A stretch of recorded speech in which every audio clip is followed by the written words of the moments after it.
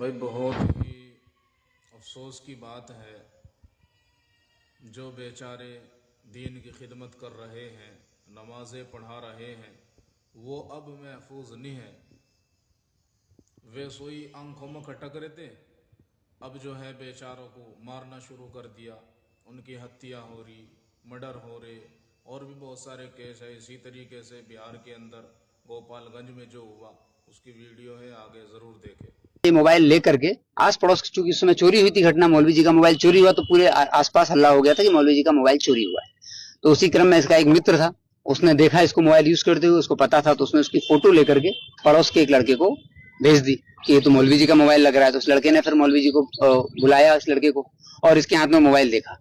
Mobile देख करके इसने बोला कि ये तो मौलवी जी का मोबाइल है। उसने उससे मोबाइल ले लिया और लेकर के मौलवी जी को दिखाया।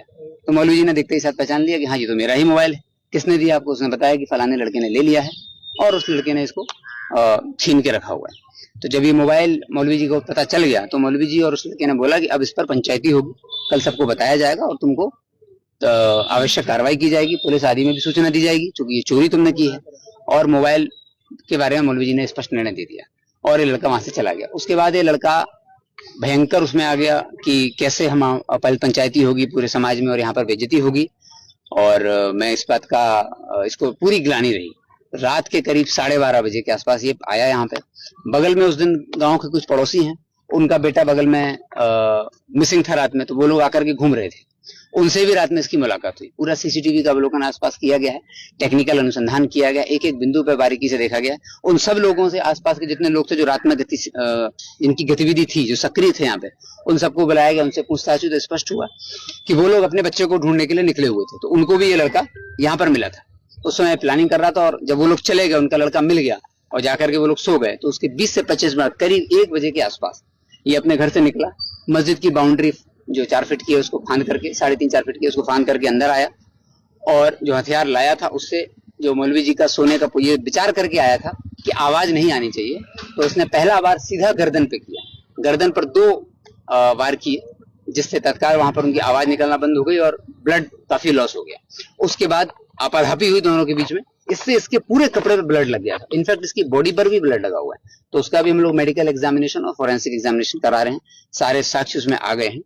और फिर लगातार इसने चाकू से अपने, चूंकि ये अकेला था और उससे निपटना आसान नहीं था, तो इसने लगातार वार किए, शरीर के अलग अलग जगहों पर वार किए। उसके बाद ये जब वो शांत हो गए तो फिर ये उठा, निकल के चला गया। फिर अपने घर पहुंचा। घर पहुंचने के बाद ये उसने उस समय जब घटना हुई उसके पहले, चूंकि मौलवी जी का मोबाइल चोरी हो गया था, उन्होंने वो मोबाइल नहीं लिया था, तो मौलवी जी के कुछ परिजनों ने उनको एक दूसरा मोबाइल दिया था, मोटोरोला का।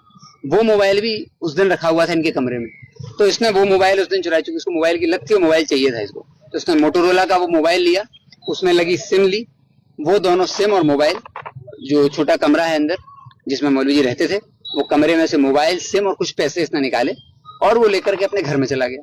घर में ले जाने के बाद इसने मोबाइल से सिम निकाली, सिम अलग रख दी और वो मोटोरोला का मोबाइल अपने घर में ही रख दिया। और ये जाकर के सुबह इसको लगा कि चूंकि किसी को पता नहीं चलेगा, लेकिन चूंकि यहाँ आस पड़ोस के सब लोगों को पता था कि रात में 1 दिन पहले मोबाइल जैसा वो हुआ था, तो तत्काल जब हम लोगों को इस बारे में पता चला तो हम लोगों ने सीसीटीवी देखा, इसको उठाया और फिर इसको जैसे निरुद्ध किया गया। निरुद्ध करने के बाद पूरी पूछताछ हुई तो पूरी तरह स्पष्ट हुआ कि इस मामले में इसने किस तरह ये घटना की।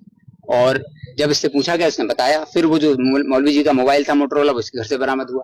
सिम थी वो इसके घर से बरामद। इससे पूछा गया कि तुम्हारे कपड़ों पे जो ब्लड लगे थे वो कहाँ पर है, तो इसने बताया कि हमने जलाने का प्रयास किया, वहां पर टीम गई, फॉरेंसिक की टीम गई, उसने वो ब्लड लगे हुए कपड़े जो कि अधजले थे वो कपड़े लिए गए।